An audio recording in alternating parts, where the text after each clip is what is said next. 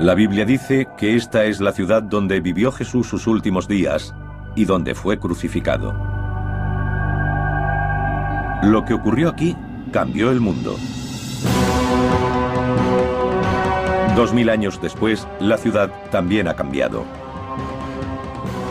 Destruida y reconstruida más de 20 veces en otros tantos siglos. Solo quedan fragmentos, rastros y ruinas de la ciudad que conocería Jesús. Ahora, gracias a décadas de investigación, podemos revelar cómo habría sido con modelos gráficos en 3 dimensiones. Las calles y puertas por las que pudo caminar. La compleja red de abastecimiento de agua que sació la sed de esta desértica ciudad. Las piscinas donde, según algunos, Jesús hizo milagros. El complejo del templo, el corazón de la ciudad y de la fe judía, donde Jesús enseñó y oró. Una extraordinaria obra de ingeniería arrasada casi al mismo tiempo que se terminó.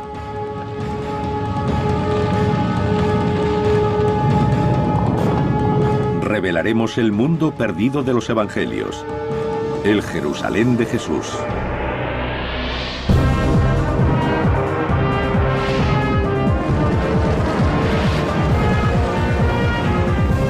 Mundos perdidos, el Jerusalén de Jesús.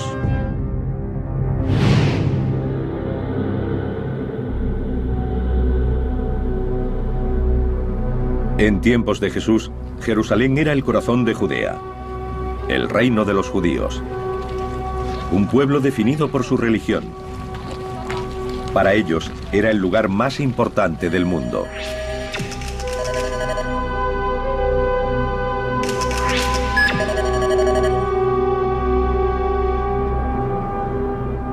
Los evangelios describen 3 ocasiones diferentes en las que Jesús vino a esta ciudad. 40 días después de su nacimiento, cuando sus padres lo llevaron para presentarlo en el templo. A los 12 años, cuando departió con los doctores, y la última semana de su vida. Entró triunfante en la ciudad y salió para morir en la cruz. En el siglo I, Jerusalén era el centro del mundo judaico. Había un fuerte contraste entre el lugar de donde provenía y el Jerusalén al que llega. Su hogar era Nazaret, un pequeño pueblo a 120 kilómetros al norte. Nazaret tenía fama de rudo y primitivo. Todo lo contrario a Jerusalén. Llegaba del campo a la ciudad. Cuando Jesús entró por primera vez en Jerusalén, debió quedarse sobrecogido por esa construcción enorme, en comparación con lo que había alrededor. Esta edificación es el Monte del Templo. Para los investigadores que intentan reconstruir el aspecto de la ciudad en el siglo I, supone un desafío singular. La mayor parte desapareció al ser destruido décadas después de la muerte de Jesús por el ejército romano. Y como es lugar sagrado para 3 de las grandes religiones del mundo, el judaísmo, el cristianismo y el islam, no se han permitido las excavaciones desde hace más de 150 años. Sin embargo, a través de un trabajo detectivesco y el estudio de documentos antiguos, ahora es posible reconstruir el Monte del Templo como Jesús lo conoció y descubrir los secretos de su construcción. Fue idea de Herodes el Grande, rey de Judea en la época del nacimiento de Jesús. Los logros de Herodes siempre se verán ensombrecidos por lo que de él se escribe en la Biblia. Ordenó la matanza de los recién nacidos, intentando acabar con Jesús. Herodes tiene muy mala fama en la historia, pero fue un hábil administrador y un constructor visionario. No solo por lo que hizo por agrandar el templo y el monte del templo. También construyó la extraordinaria fortaleza de Masada y el palacio de Herodes. Quería ser recordado. Quería ser Herodes el Grande. El mundo en el que vivió Jesús fue organizado por el que quiso matarlo. Hacia el año 15 a.C., Herodes había decidido construir un nuevo templo, mucho más grande que el que había. Triplicaría el tamaño del existente para cubrir una extensión equivalente a 25 campos de fútbol. Y lo rodearía de enormes murallas. Pero se enfrentó a dos grandes problemas. Primeramente, para el pensamiento judío solo había una localización posible para el templo. Habría que demoler la construcción existente y los sacerdotes no confiaban en él, no creían que pudiera terminar su obra. Para demostrar sus buenas intenciones, mandó extraer toda la piedra necesaria para el nuevo edificio antes de comenzar las obras. 1 millón de toneladas. De todos los rincones de la ciudad. Tardaron 8 años. El mayor desafío era que la cima del monte del templo terminaba en pico, no en meseta. Y era demasiado pequeña para los planes de Herodes. Pero dio con una solución sencilla, aunque ambiciosa. Agrandó la montaña. El monte del templo que Jesús conoció fue la mayor estructura hecha por el hombre sobre la tierra. El suelo de la plaza, que podría acoger a 250.000 personas, era un techo que cubría una red de cámaras.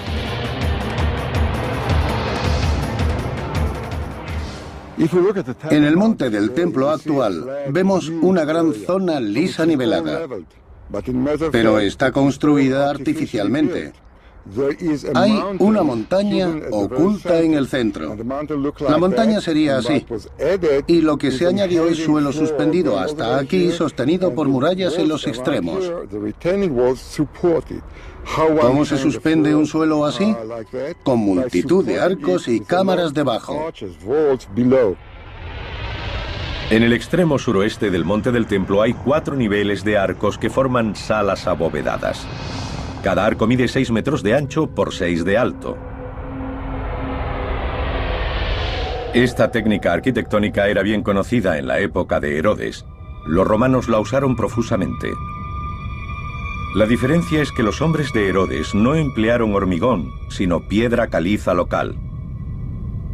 El resultado fue una obra de ingeniería perfectamente ejecutada con 3 grandes ventajas. Era resistente, como para aguantar el peso de decenas de miles de peregrinos. Era duradera. Debía durar eternamente. 2000 años después, el mismo edificio sigue ahí, resistente e impresionante. Y era ligera. Si Herodes hubiera probado la otra alternativa, que consistía en colmatar este espacio, la carga sobre los muros habría resultado excesiva. Tendrían que haberlos hecho más gruesos o se habrían derrumbado. De todos modos, los muros que rodeaban el monte del templo eran enormes. Tenían 4,5 metros de grosor y 36 de altura. Estaban hechos de bloques de piedra labrados a mano.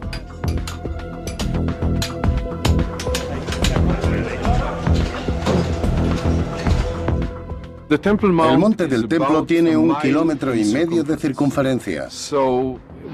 Una capa de piedras, si solo tuviese una hilera, tendría de 800 a 1000 unidades. De media, cada una de esas piedras pesaría unos 4.500 kilos, aproximadamente el peso de un elefante adulto. Algunas eran mucho mayores. Los arqueólogos han localizado el bloque más grande usado en la construcción del monte. Se encuentra en lo que se conocen como los túneles rabínicos. Ahora enterrado por 2000 años de evolución y cambios, en la época de Jesús estaba a la vista, al nivel de la calle.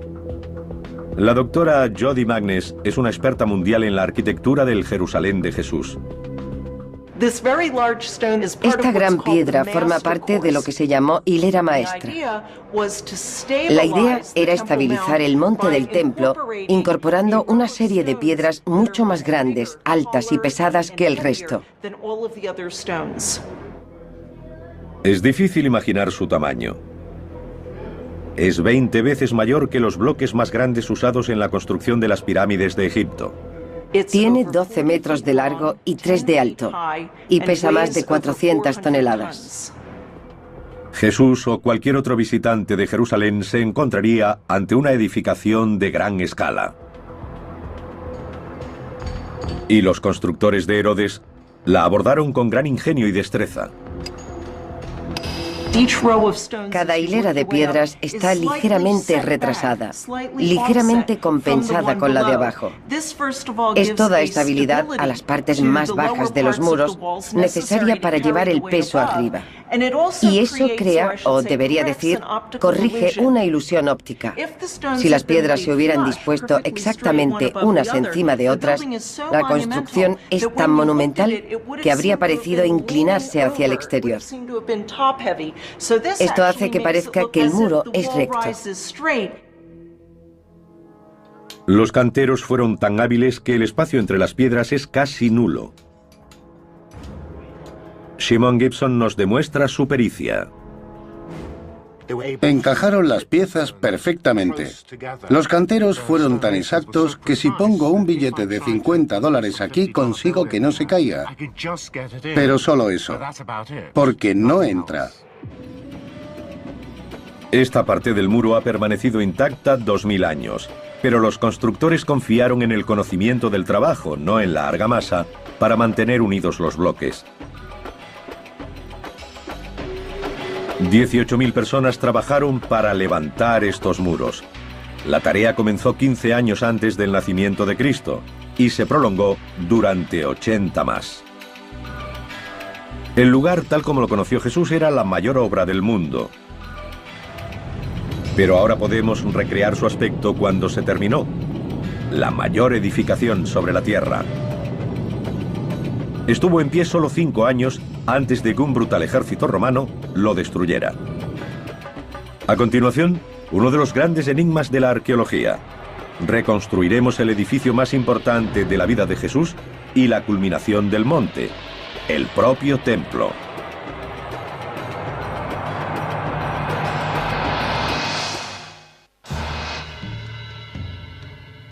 Según el Evangelio de San Marcos, Jesús señaló hacia el monte del templo de Jerusalén y dijo: ¿Veis estos grandes edificios?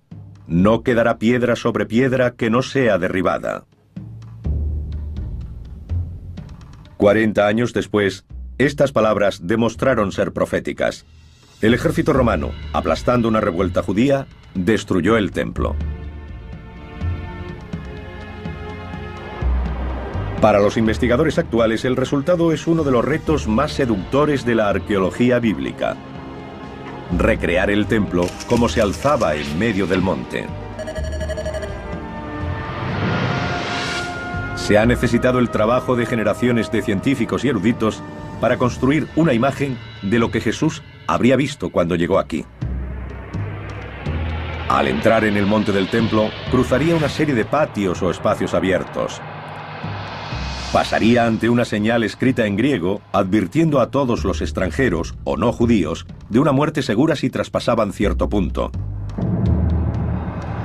Después llegaría al patio de las mujeres, el último lugar donde estaba permitida la presencia femenina. Era el patio exterior del propio templo o santuario. Al subir 15 peldaños semicirculares, llegaría a la puerta bella que llevaba al patio de Israel, abierto solo para judíos varones purificados según el ritual. Jesús no podía haber pasado de ese punto porque solo los sacerdotes podían entrar en el templo. Al Sancta Sanctorum, en la parte trasera del templo, solo podía entrar el sumo sacerdote una vez al año, el día de la expiación. Reuniendo las pruebas de las fuentes escritas, es posible establecer el aspecto exterior de este santuario tan celosamente guardado. Los arqueólogos han calculado su altura comparándolo con la edificación existente en la actualidad, la cúpula de la roca musulmana. El edificio musulmán tiene exactamente la mitad de la altura del templo en tiempos de Herodes y Jesús. Esta estructura cavernosa tenía la altura de un edificio de 15 pisos. Nuestros investigadores quieren saber cómo se las arreglaron los constructores del templo para erigir tal edificio con las herramientas y grúas tan primitivas de la época. Es evidente que se habría requerido gran cantidad de mano de obra. Los relatos dicen que debido a la condición sagrada de cada piedra del edificio, 1000 sacerdotes fueron adiestrados como canteros. El Dr. Guy Stabile ha identificado rastros de las canteras. Es increíble que esta curva se haya conservado tan bien. En una gruta a 3 kilómetros de Jerusalén ha encontrado una serie de marcas de cincel. Tienen la misma forma que las piedras usadas para construir el monte del templo de Herodes. Aquí podemos ver una línea horizontal y aquí abajo otra vertical. Se ve el filo de cada una. Usaron picos para ir haciendo las hendiduras y barras para hacer palanca y arrancar la piedra de la cueva, de la pared de la cueva. Algunas de esas herramientas se siguen usando hoy. Pero en la época de Jesús, los trabajadores no disponían de camiones o excavadoras. Aquí se ve que a partir de la marca del cincel hay una línea muy clara. Cuando se sacaba la piedra, se podía dar la forma exacta que querían los arquitectos. Todo eso se hacía aquí, porque después había que arrastrar los bloques hasta el monte del templo o a otra zona de construcción. Si se eliminaban las partes innecesarias, tendrían que arrastrar mucho menos peso. Fueron muy prácticos. El transporte requirió de una combinación de fuerza bruta e innovadora ingeniería. El arqueólogo Ronnie Reich ha recreado una solución que usaron los constructores. Es un sistema sencillo pero efectivo. El bloque de piedra se convierte en eje entre 2 ruedas. 10 hombres podrían llevarlo rodando. Cada eje podría mover 450 kilos. Una carga imposible de desplazar por una única persona. Así que fue este ingenio el que movió las piedras. Una vez trasladadas, todavía quedaba colocarlas en el lugar indicado. Cada bloque pesaba aproximadamente 10 toneladas. Se usaron sencillas grúas para elevarlas. Hemos construido un bípode con cuerdas y poleas. Las cuerdas se pueden mover con palancas. 8 personas pueden subir esta piedra a 1, 2 o 3 metros de altura y dejarla en su sitio suavemente. El resultado final sería majestuoso. Pero hay algo de misterio en la construcción del templo.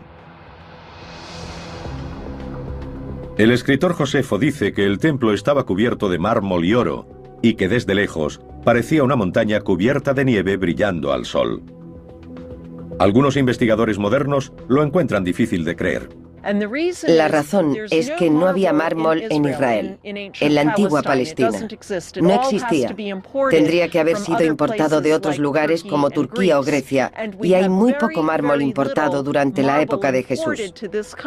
Fue mucho después cuando empezó a traerse en cantidades importantes. Hillel Geba puede haber encontrado la respuesta. A cierta profundidad bajo el Jerusalén contemporáneo, ha encontrado las ruinas conservadas de la casa de una persona adinerada.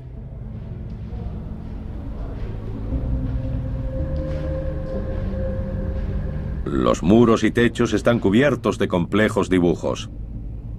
Y estos muestran que los constructores de Jerusalén trabajaron el yeso creando la ilusión de que era piedra.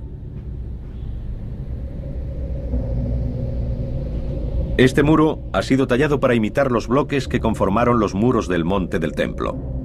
Esta es una imitación en escayola de la construcción de grandes bloques. Cada bloque tenía un marco. Está en blanco, sin decoración, pero hay otros ejemplos que la tienen. Parece posible que en la fachada del santuario se usara una ingeniosa técnica. En mi opinión, cuando nuestras fuentes describen el templo con mármol o cubierto de mármol, lo que realmente quieren decir es que el edificio estaba hecho de una brillante piedra blanca, o quizá de piedra cubierta de estuco brillante. Ahora podemos mostrar el templo como habría sido cuando vivió Jesús. El punto central de la ciudad, blanco y oro, con columnas de humo elevándose desde los altares de los sacrificios. El edificio fue un imán para creyentes de todo el Oriente Próximo. Cuando Jesús llegó a Jerusalén para su última Pascua, pudo haber más de 200.000 visitantes. Jerusalén tenía que acogerlos. Mientras los peregrinos se ocupaban de sus asuntos espirituales, la vida diaria de esta desértica ciudad estaba dictada por algo mucho más básico: la necesidad de agua.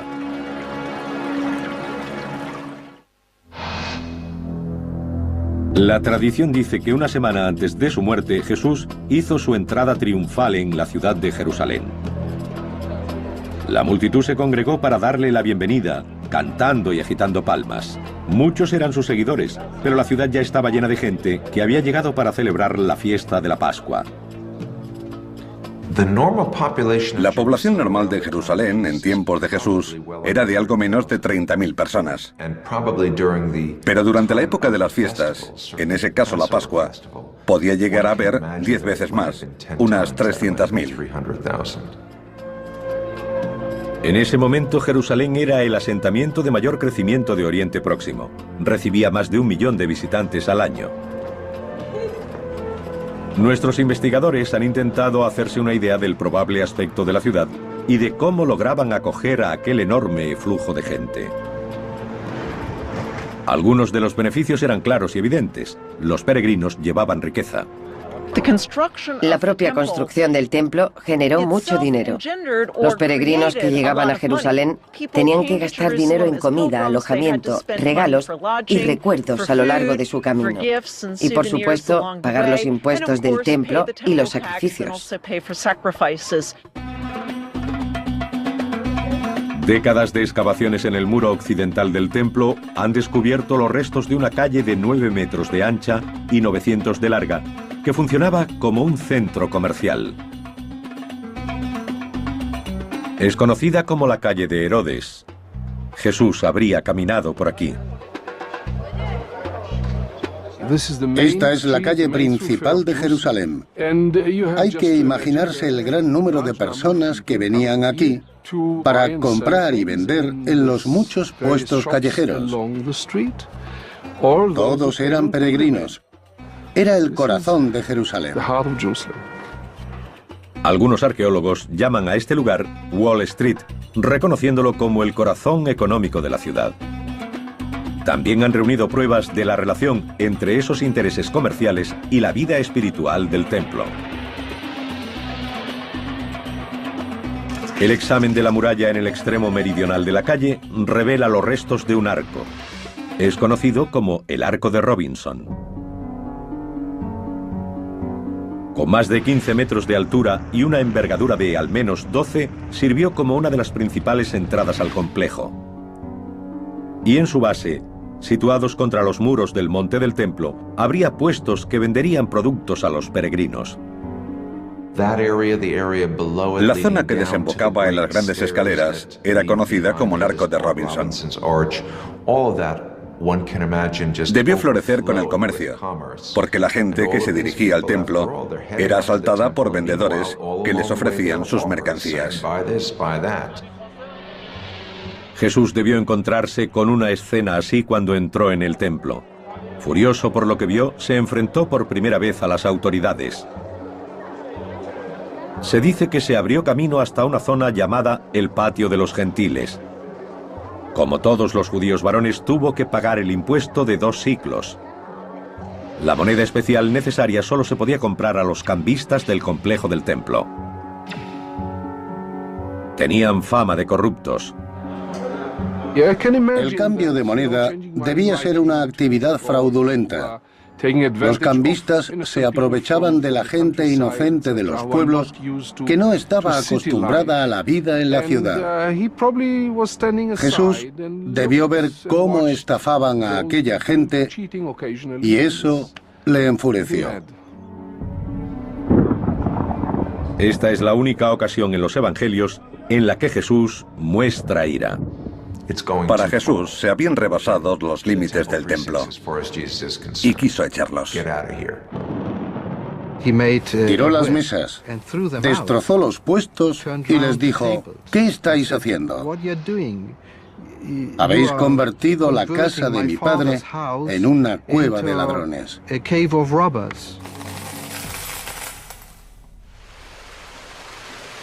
Los peregrinos proporcionaban ingresos a la ciudad, pero también tenían que recibir cosas a cambio. Y el recurso más valioso de Jerusalén era el agua. Jerusalén era y es una ciudad desértica. Está a 760 metros sobre el nivel del mar. El río más cercano está a 40 kilómetros de distancia. ¿De dónde conseguían esos miles y miles de personas agua para beber? Había 30 cisternas de agua de lluvia repartidas por la ciudad. La más grande albergaba un volumen equivalente a 20 piscinas olímpicas, y aún así apenas se cubría la demanda. Debían congregarse alrededor de las cisternas. Esperaban su turno porque había poca agua y muchos peregrinos. La gente no solo necesitaba agua para uso doméstico. Necesitaban una cantidad enorme para las purificaciones. Tenían que estar puros para subir al templo y visitarlo. Como parte de sus prácticas religiosas diarias y especialmente antes de ir al templo, todos los judíos debían lavarse en lo que se llamaba agua viva. Jerusalén tenía muchas piscinas diseñadas para este propósito llamadas mikvahs. En la más grande y frecuentada, la piscina de Siloé, fue donde Jesús hizo uno de sus últimos milagros. El Evangelio de San Juan nos dice que Jesús curó a un ciego. Cogió tierra del suelo, escupió, le untó el lodo en los ojos y le dijo: ve y lávate en la piscina de Siloé. Un descubrimiento fortuito durante unos trabajos de ingeniería en una tubería cercana llevó a Ronnie Reich a localizar el lugar exacto de la piscina y a comprender lo grande que era. Alimentada por uno de los manantiales de Jerusalén a través de un túnel de 500 metros, habría cubierto cerca de 2.000 metros cuadrados.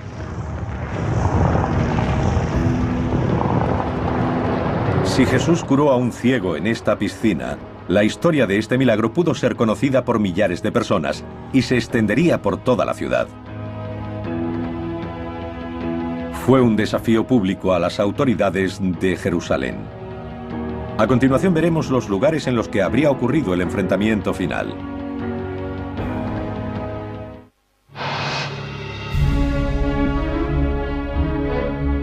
A medida que investigadores, arqueólogos y eruditos bíblicos intentan comprender la metrópolis que fue Jerusalén en tiempos de Jesús, emerge una imagen extraordinaria.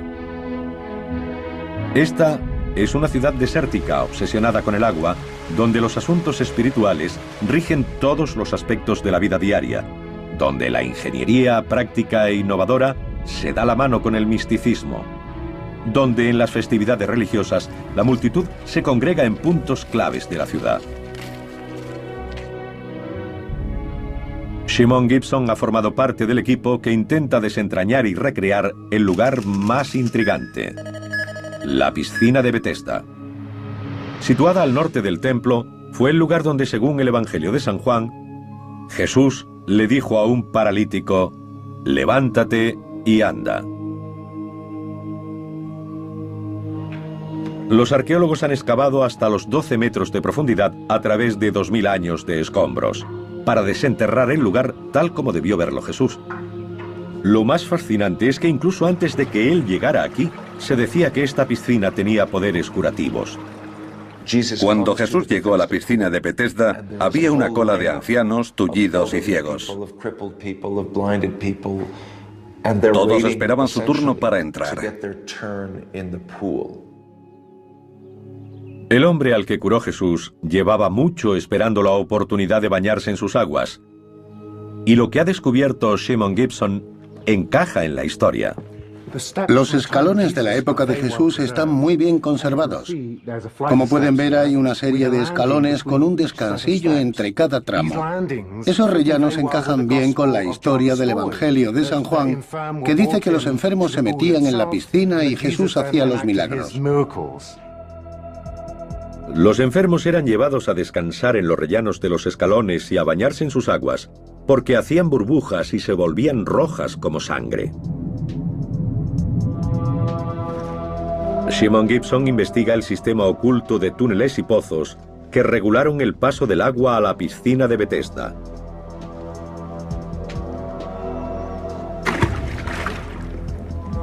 Esto era lo que producía el famoso burbujeo.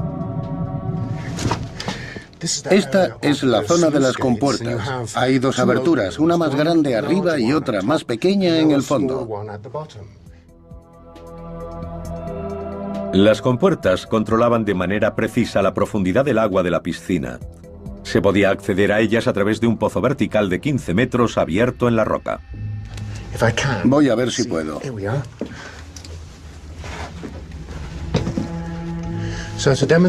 Estoy subiendo por aquí para demostrar cómo lo hizo la gente de aquella época.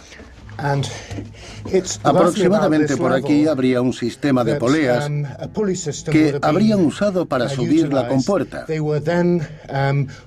Un duro trabajo, pero fue un sistema ingenioso.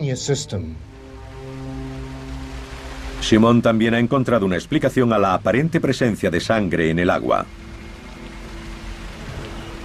En esta roca se ve una fisura y en ella hay tierra rojiza. Dentro del muro del túnel cortado entre las dos piscinas es incluso más roja.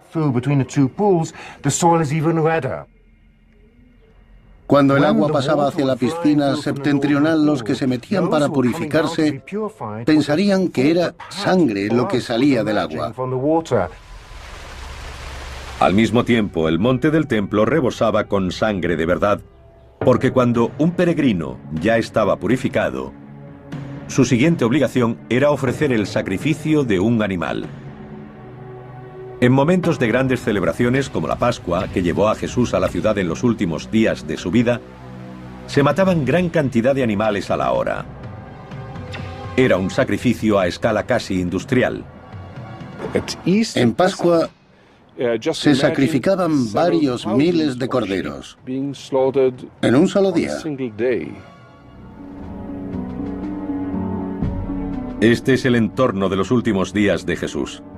Tenemos una imagen clara de cómo era Jerusalén en la época en la que fue detenido, juzgado y condenado. Pero muchos quieren saber aún más. Situar los lugares donde ocurrieron los hechos. No solo son historiadores y arqueólogos. Todos los años, cientos de miles de peregrinos llegan a la ciudad con la esperanza de caminar por donde lo hizo Jesús.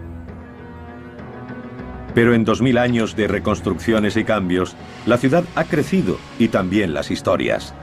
Se ha hecho difícil separar la realidad del mito. Un claro ejemplo es el lugar donde Jesús hizo su última cena.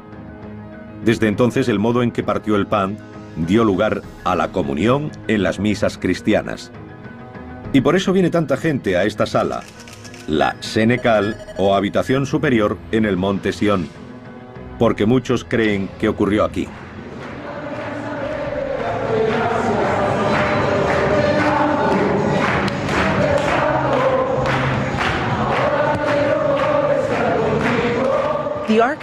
La arquitectura de la habitación, que hoy es identificada como la de la Última Cena, es muy posterior a la época de Jesús. Los arcos o las bóvedas de crucería de la sala son de estilo medieval. Es una arquitectura que no llegaría hasta 1000 años después del tiempo de Jesús. Estos techos abovedados pertenecen al siglo XII, cuando los ejércitos cruzados europeos luchaban con las fuerzas musulmanas por el control de Tierra Santa. No tenemos pruebas arqueológicas de que la última cena se celebrara en esta sala, ni siquiera en la zona donde está situada. Es la tradición que ha identificado el lugar como escenario de la última cena. En este lugar se alzó una de las primeras iglesias cristianas, pero también hay una mezquita y acoge otros edificios. Es posible que la última cena se celebrara en una casa particular de Jerusalén. Habría tenido un aspecto completamente diferente del de la iglesia. Habría sido en una casa normal. El techo habría tenido sencillas vigas de madera y no habría arcos y bóvedas como las que vemos hoy.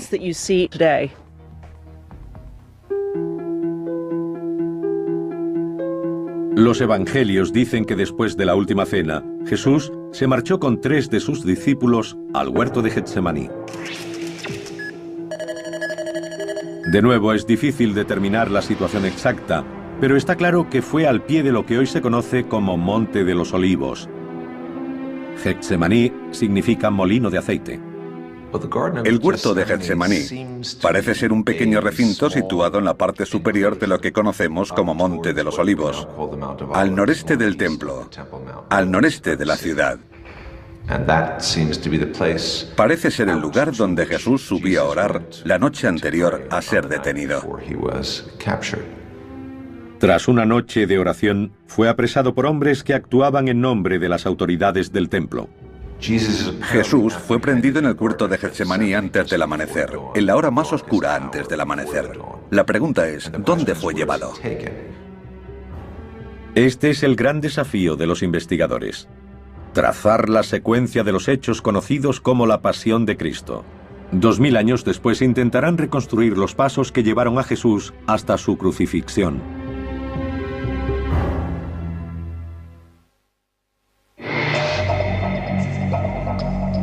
Los evangelios coinciden en que después de su prendimiento Jesús fue llevado a la residencia de Poncio Pilato, el gobernador romano de Judea. Esto tiene sentido histórico. El Imperio Romano ejercía un férreo control sobre la ciudad. Una gran decisión política, como la ejecución de un aparente rebelde o un revolucionario como Jesús, debía ser tomada por un representante de Roma. De nuevo, la tradición vuelve a ir unida a un lugar concreto. En este caso, a donde Jesús fue azotado, sometido a escarnio y sentenciado. Generaciones de peregrinos han creído que ocurrió en la Fortaleza Antonia. Era el cuartel general de la guarnición romana destacada en Jerusalén. Ahora queda poco de ella, pero los investigadores han logrado reconstruirla a partir de textos antiguos. Situada en la esquina nordeste del templo, era una construcción con forma de bloque con 4 enormes torres, cada una de 15 metros de altura. La fuerte dominación romana hizo que la fortaleza Antonia quedara asociada a Pilato y al juicio de Jesús. Hoy apenas queda nada. Buscando pruebas, Jody Magnes se dirige a una zona pavimentada identificada como el Litostratos, supuestamente unida a la fortaleza y al lugar donde Jesús fue coronado de espinas. El Litostratos es mencionado en los Evangelios como el lugar donde Jesús fue sentenciado a muerte por Poncio Pilato. Los peregrinos cristianos que llegan a Jerusalén veneran este lugar. El problema es que la ciencia no respalda esta versión de la historia tradicional. De hecho, gracias a la arqueología, sabemos que este pavimento no existió en tiempos de Jesús. Se hizo después, en el siglo II, por orden del emperador Adriano, como parte de un mercado que construyó aquí. Durante siglos, los peregrinos han recorrido un camino que comienza en la fortaleza Antonia, por el que Jesús debió llevar la cruz. Es la llamada Vía Dolorosa. Por tradición hemos adoptado 14 estaciones en las que la gente se detiene para recordar lo que sufrió Jesús.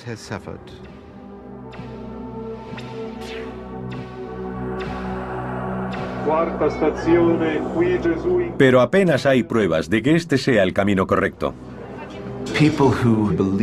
Puede que la gente esté equivocada al querer seguir los pasos de Jesús en el punto y lugar donde se enfrentó a Poncio Pilato, donde los soldados lo tuvieron en cautividad y donde le clavaron la corona de espinas. La afirmación de que este es el camino que siguió Jesús está basada en una idea errónea, que la residencia de Pilato y el cuartel general de las tropas eran el mismo lugar. Los datos recientes sugieren que Pilato probablemente vivió en otro edificio, un palacio construido por Herodes.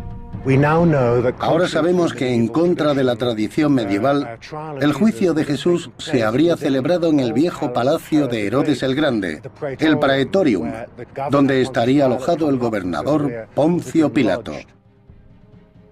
No se han encontrado rastros de este palacio, pero sabemos que estuvo situado al suroeste del templo. Y si esta fuera la residencia de Pilato y Jesús fue llevado hasta allí, entonces no habría seguido la vía dolorosa. El Jerusalén moderno no es la ciudad que conoció Jesús y es casi imposible que nadie pueda seguir el mismo recorrido que hizo él.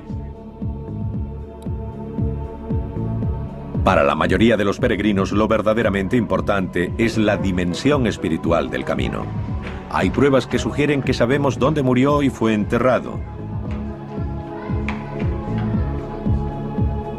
Las escrituras hablan del Gólgota, el lugar de la calavera, como el sitio donde murió. Hoy, como han hecho durante 1500 años, los creyentes dicen que ese lugar estuvo aquí, donde se alza la iglesia del Santo Sepulcro, en el centro de Jerusalén.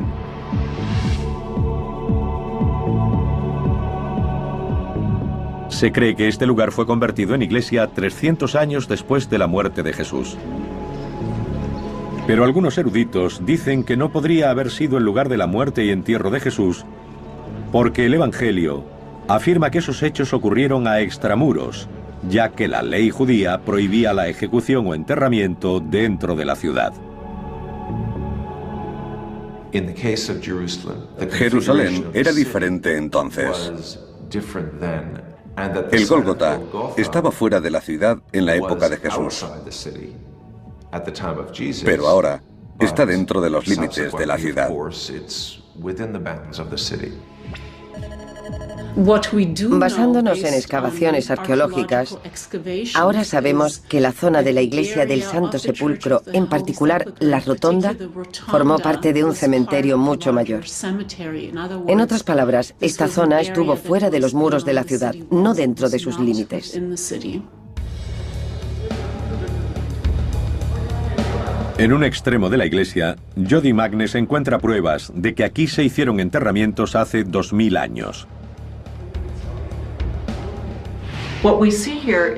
Aquí vemos un ejemplo de la típica tumba judía de Jerusalén en tiempos de Jesús.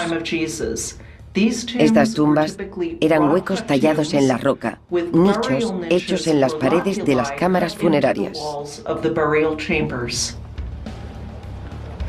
Todo encaja. El peso de la evidencia sugiere que este sí podría haber sido el lugar de enterramiento. Arqueológicamente hablando, la ubicación de las tumbas judías en este lugar nos hace pensar que quizá fue aquí donde Jesús fue crucificado y enterrado.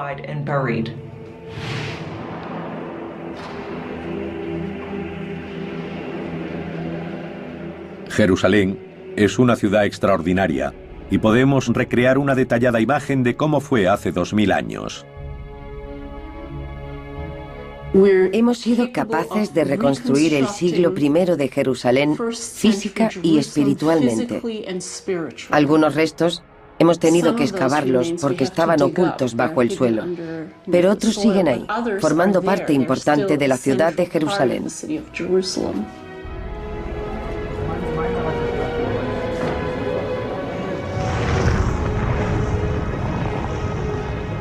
Reconstruyéndola, hemos conseguido una imagen de un tiempo y una vida que, sea cual sea nuestra religión, tuvo un importante papel en la forja de nuestro mundo.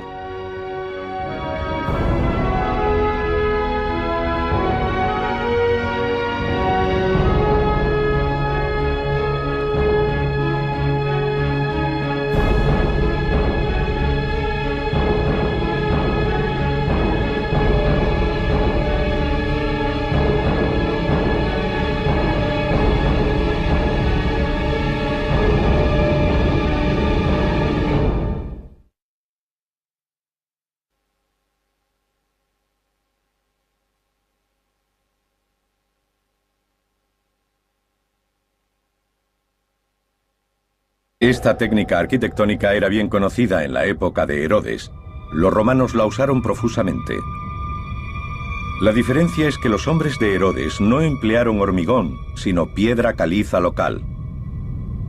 El resultado fue una obra de ingeniería perfectamente ejecutada con tres grandes ventajas. Era resistente, como para aguantar el peso de decenas de miles de peregrinos. Era duradera. Debía durar eternamente. 2000 años después, el mismo edificio sigue ahí, resistente e impresionante. Y era ligera. Si Herodes hubiera probado la otra alternativa, que consistía en colmatar este espacio, la carga sobre los muros habría resultado excesiva. Tendrían que haberlos hecho más gruesos o se habrían derrumbado. De todos modos, los muros que rodeaban el monte del templo eran enormes. Tenían 4,5 metros de grosor y 36 de altura. Estaban hechos de bloques de piedra labrados a mano.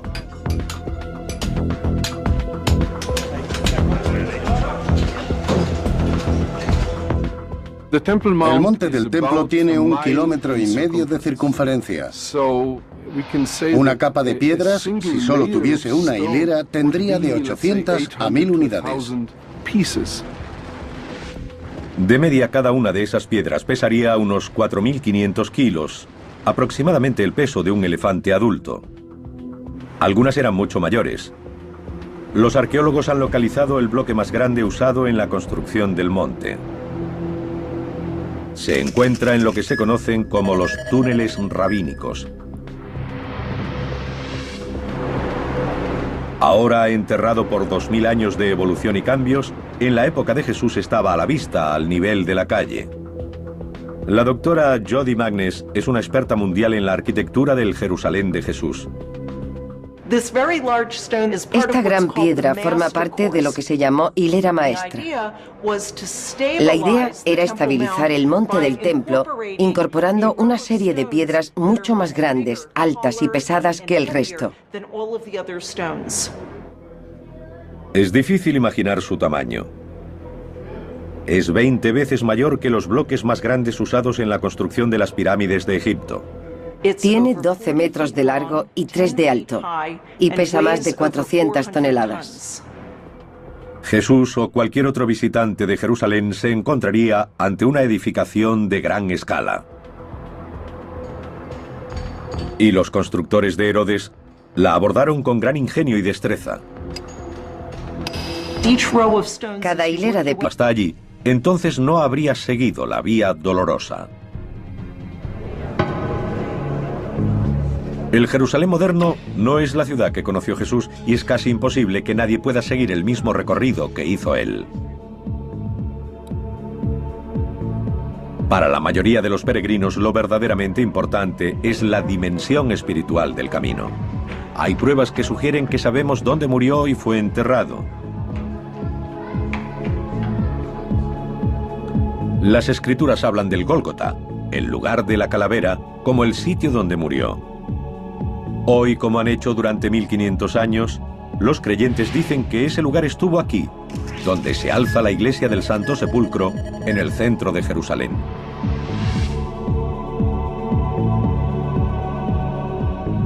Se cree que este lugar fue convertido en iglesia 300 años después de la muerte de Jesús.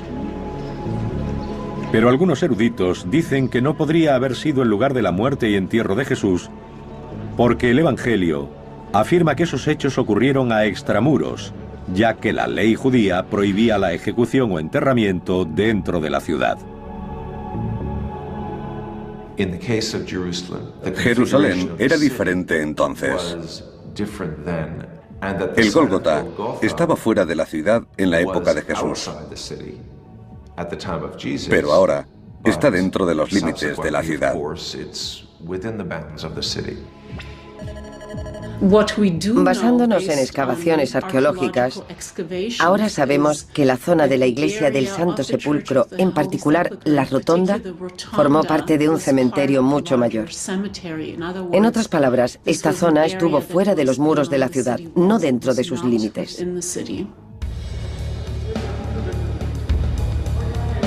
En un extremo de la iglesia, Jody Magnes encuentra pruebas de que aquí se hicieron enterramientos hace 2000 años. Aquí vemos un ejemplo de la típica tumba judía de Jerusalén en tiempos de Jesús. Estas tumbas eran huecos tallados en la roca, nichos hechos en las paredes de las cámaras funerarias. Todo encaja. El peso de la evidencia sugiere que este sí podría haber sido el lugar de enterramiento. Arqueológicamente hablando, la ubicación de las tumbas judías en este lugar nos hace pensar que quizá fue aquí donde Jesús fue crucificado y enterrado.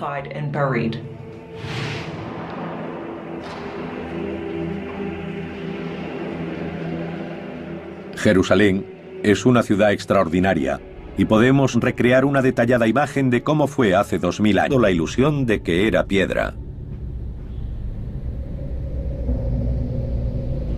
Este muro ha sido tallado para imitar los bloques que conformaron los muros del monte del templo. Esta es una imitación en escayola de la construcción de grandes bloques. Cada bloque tenía un marco. Está en blanco, sin decoración, pero hay otros ejemplos que la tienen. Parece posible que en la fachada del santuario se usara una ingeniosa técnica. En mi opinión, cuando nuestras fuentes describen el templo con mármol o cubierto de mármol, lo que realmente quieren decir es que el edificio estaba hecho de una brillante piedra blanca, o quizá de piedra cubierta de estuco brillante. Ahora podemos mostrar el templo como habría sido cuando vivió Jesús. El punto central de la ciudad, blanco y oro, con columnas de humo elevándose desde los altares de los sacrificios.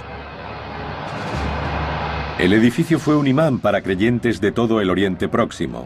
Cuando Jesús llegó a Jerusalén para su última Pascua, pudo haber más de 200.000 visitantes. Jerusalén tenía que acogerlos. Mientras los peregrinos se ocupaban de sus asuntos espirituales, la vida diaria de esta desértica ciudad estaba dictada por algo mucho más básico: la necesidad de agua.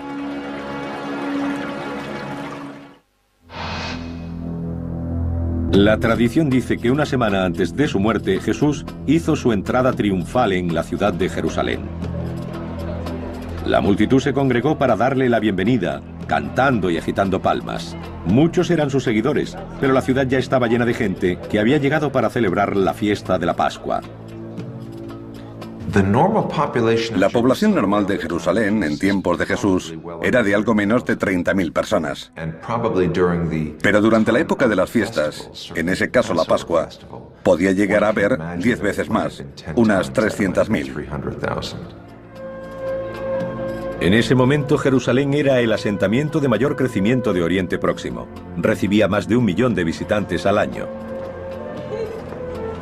Nuestros investigadores han intentado hacerse una idea del probable aspecto de la ciudad y de cómo lograban acoger a aquel enorme flujo de gente.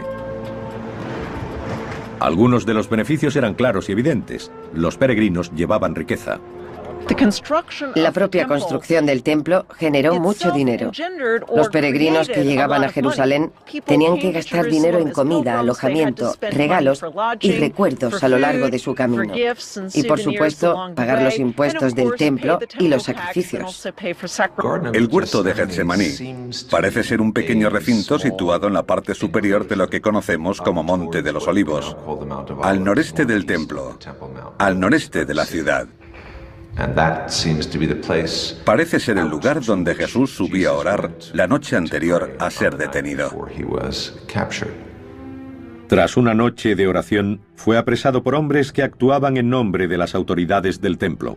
Jesús fue prendido en el huerto de Getsemaní antes del amanecer, en la hora más oscura antes del amanecer. La pregunta es, ¿dónde fue llevado? Este es el gran desafío de los investigadores: trazar la secuencia de los hechos conocidos como la Pasión de Cristo. 2000 años después intentarán reconstruir los pasos que llevaron a Jesús hasta su crucifixión.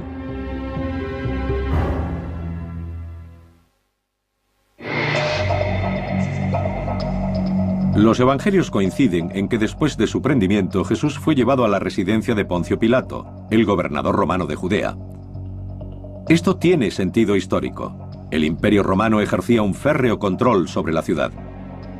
Una gran decisión política, como la ejecución de un aparente rebelde o un revolucionario como Jesús, debía ser tomada por un representante de Roma. De nuevo, la tradición vuelve a ir unida a un lugar concreto. En este caso, a donde Jesús fue azotado, sometido a escarnio y sentenciado. Generaciones de peregrinos han creído que ocurrió en la Fortaleza Antonia. Era el cuartel general de la guarnición romana destacada en Jerusalén. Ahora queda poco de ella, pero los investigadores han logrado reconstruirla a partir de textos antiguos. Situada en la esquina nordeste del templo, era una construcción con forma de bloque con 4 enormes torres, cada una de 15 metros de altura. La fuerte dominación romana hizo que la fortaleza Antonia quedara asociada a Pilato y al juicio de Jesús. Hoy apenas queda nada. Buscando pruebas, Jody Magnes se dirige a una zona pavimentada identificada como el Litostratos, supuestamente unida a la fortaleza y al lugar donde Jesús fue coronado de espinas. El Litostratos es mencionado en los Evangelios como el lugar donde Jesús fue sentenciado a muerte por Poncio Pilato. Los peregrinos cristianos que llegan a Jerusalén veneran este lugar. El problema es que la ciencia no respalda esta versión de la historia tradicional. De hecho, gracias a la arqueología, sabemos que este pavimento no existió en tiempos de Jesús. Se hizo después. Situada en la esquina nordeste del templo, era una construcción con forma de bloque con 4 enormes torres, cada una de 15 metros de altura. La fuerte dominación romana hizo que la fortaleza Antonia quedara asociada a Pilato y al juicio de Jesús. Hoy apenas queda nada. Buscando pruebas, Jody Magnes se dirige a una zona pavimentada identificada como el Litostratos, supuestamente unida a la fortaleza y al lugar donde Jesús fue coronado de espinas. El Litostratos es mencionado en los Evangelios como el lugar donde Jesús fue sentenciado a muerte por Poncio Pilato. Los peregrinos cristianos que llegan a Jerusalén veneran este lugar. El problema es que la ciencia no respalda esta versión de la historia tradicional. De hecho, gracias a la arqueología, sabemos que este pavimento no existió en tiempos de Jesús. Se hizo después, en el siglo II, por orden del emperador Adriano, como parte de un mercado que construyó aquí. Durante siglos, los peregrinos han recorrido un camino que comienza en la fortaleza Antonia, por el que Jesús debió llevar la cruz. Es la llamada Vía Dolorosa. Por tradición hemos adoptado 14 estaciones en las que la gente se detiene para recordar lo que sufrió Jesús.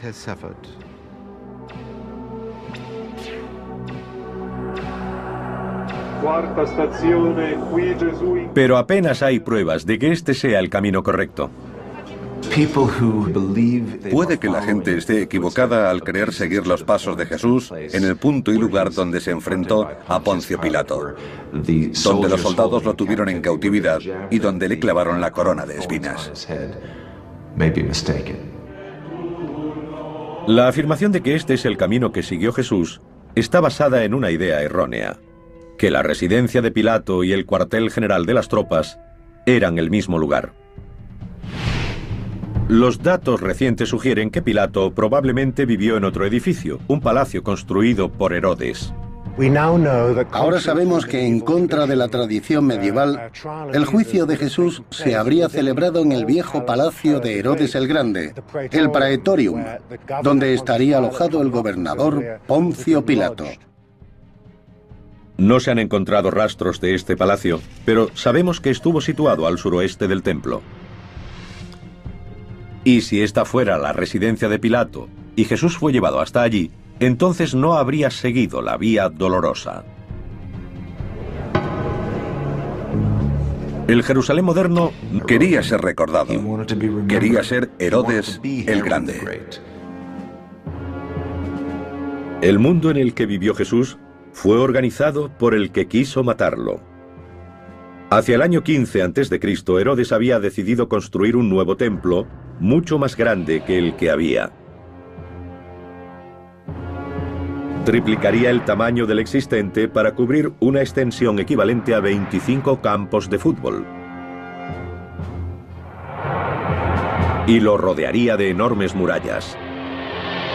Pero se enfrentó a dos grandes problemas. Primeramente, para el pensamiento judío solo había una localización posible para el templo. Habría que demoler la construcción existente y los sacerdotes no confiaban en él, no creían que pudiera terminar su obra. Para demostrar sus buenas intenciones, mandó extraer toda la piedra necesaria para el nuevo edificio antes de comenzar las obras. 1 millón de toneladas. De todos los rincones de la ciudad. Tardaron 8 años. El mayor desafío era que la cima del monte del templo terminaba en pico, no en meseta. Y era demasiado pequeña para los planes de Herodes. Pero dio con una solución sencilla, aunque ambiciosa. Agrandó la montaña.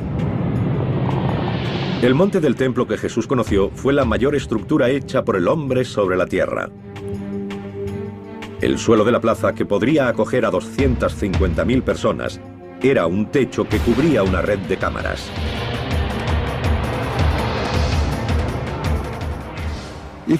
En el monte del templo actual vemos una gran zona lisa nivelada, pero está construida artificialmente.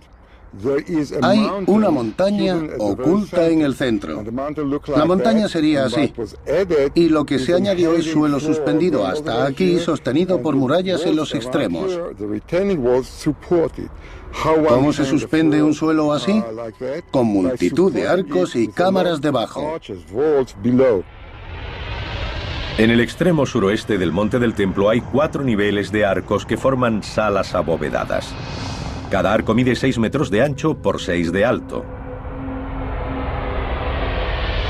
Esta técnica arquitectónica era bien conocida en la época de Herodes.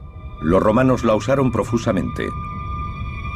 La diferencia es que los hombres de Herodes no emplearon hormigón, sino piedra caliza local. El resultado fue una obra de ingeniería perfectamente ejecutada con 3 grandes ventajas. Era resistente, como para aguantar el peso de decenas de... Ahora, gracias a décadas de investigación, podemos revelar cómo habría sido con modelos gráficos en 3 dimensiones. Las calles y puertas por las que pudo caminar. La compleja red de abastecimiento de agua que sació la sed de esta desértica ciudad. Las piscinas donde, según algunos, Jesús hizo milagros. El complejo del templo, el corazón de la ciudad y de la fe judía, donde Jesús enseñó y oró. Una extraordinaria obra de ingeniería arrasada casi al mismo tiempo que se terminó.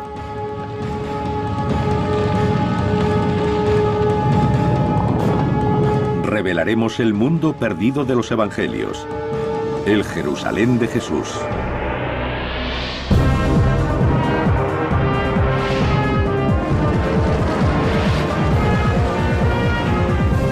Mundos perdidos, el Jerusalén de Jesús.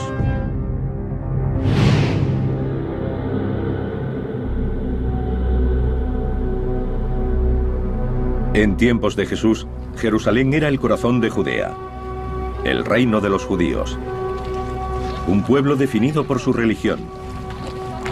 Para ellos era el lugar más importante del mundo.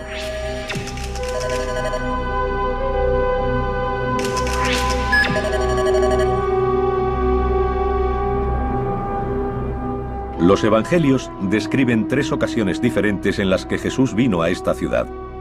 40 días después de su nacimiento, cuando sus padres lo llevaron para presentarlo en el templo.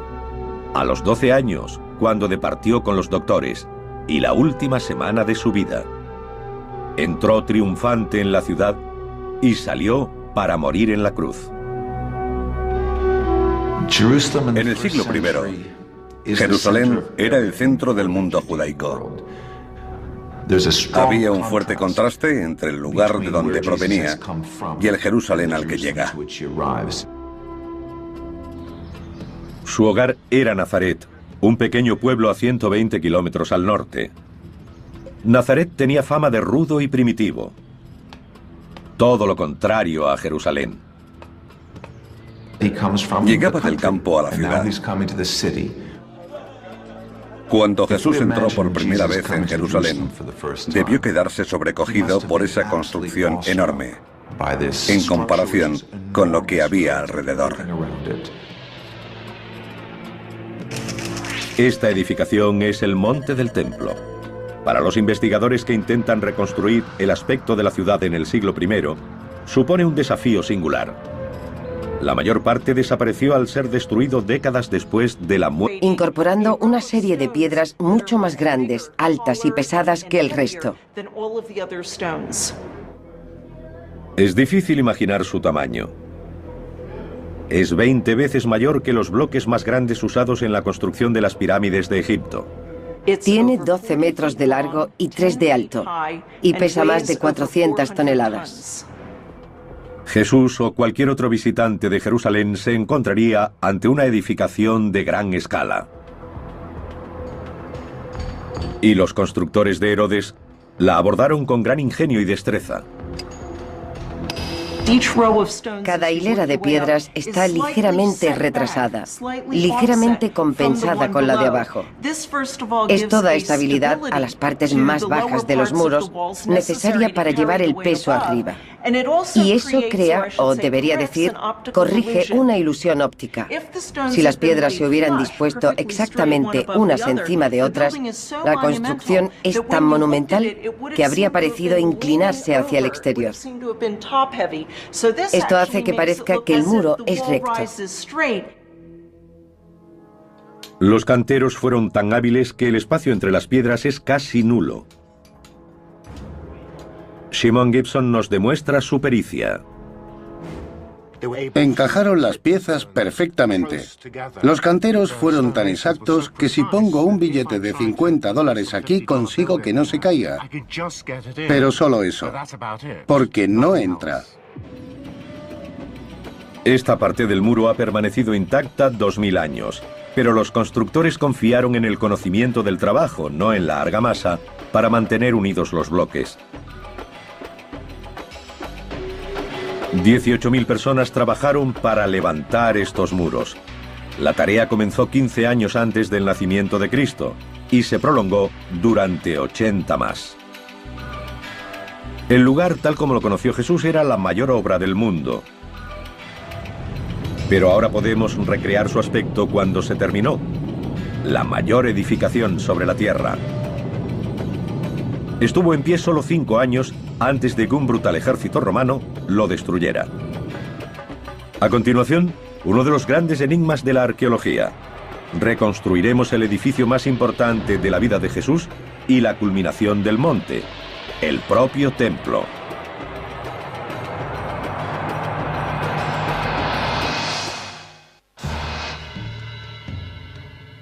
Según el Evangelio de San Marcos, Jesús señaló hacia el monte del templo de Jerusalén y dijo: ¿Veis estos grandes edificios? No quedará piedra sobre piedra que no sea derribada. Reconstruiremos el edificio más importante de la vida de Jesús y la culminación del monte, el propio templo.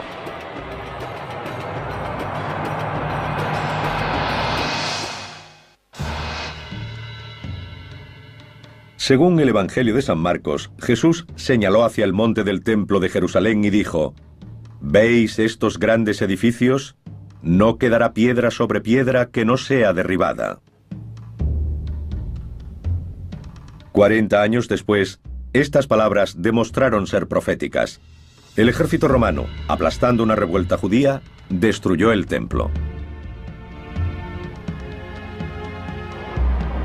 Para los investigadores actuales, el resultado es uno de los retos más seductores de la arqueología bíblica: recrear el templo como se alzaba en medio del monte. Se ha necesitado el trabajo de generaciones de científicos y eruditos para construir una imagen de lo que Jesús habría visto cuando llegó aquí. Al entrar en el monte del templo, cruzaría una serie de patios o espacios abiertos.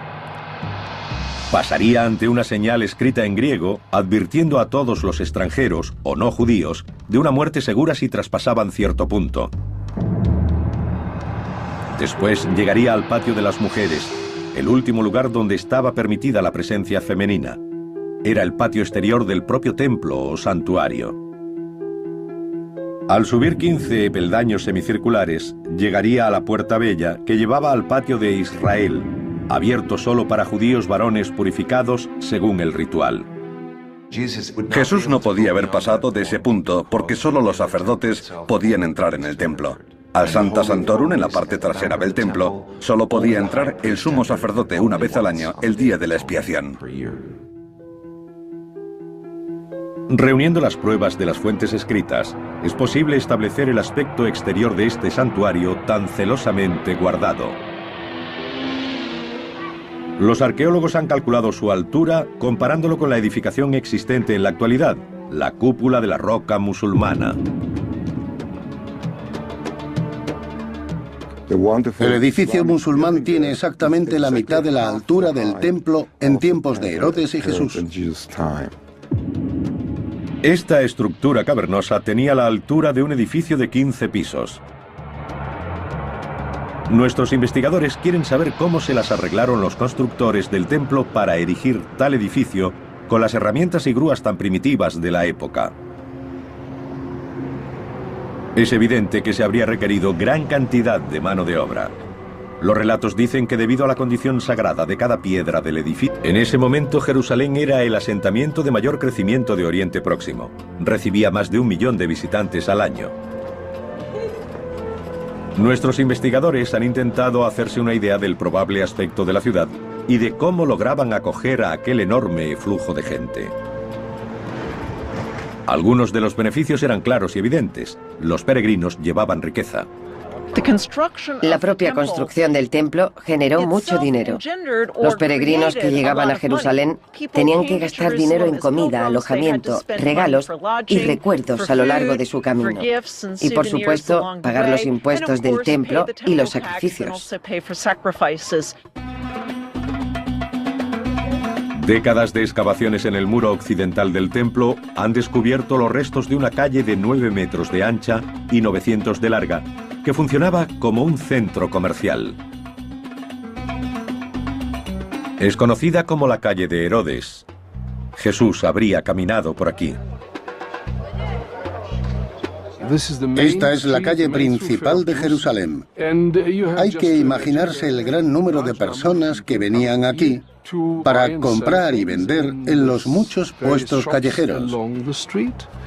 Todos eran peregrinos. Era el corazón de Jerusalén. Algunos arqueólogos llaman a este lugar Wall Street, reconociéndolo como el corazón económico de la ciudad. También han reunido pruebas de la relación entre esos intereses comerciales y la vida espiritual del templo. El examen de la muralla en el extremo meridional de la calle revela los restos de un arco. Es conocido como el Arco de Robinson. Con más de 15 metros de altura y una envergadura de al menos 12, sirvió como una de las principales entradas al complejo. Y en su base, situados contra los muros del monte del templo, habría puestos que venderían productos a los peregrinos. La zona que desembocaba en las grandes escaleras era conocida como el Arco de Robinson. Debió florecer con el comercio, porque la gente que se dirigía al templo era asaltada por vendedores que les ofrecían sus mercancías. Jesús debió encontrarse con una escena así cuando entró en el templo. Furioso por lo que vio, se enfrentó por primera vez a las autoridades. Se dice que se abrió camino hasta una zona llamada el Patio de los Gentiles. Como todos los judíos varones, tuvo que pagar el impuesto de 2 siclos. La moneda especial necesaria solo se podía comprar a los cambistas del complejo del templo. Tenían fama de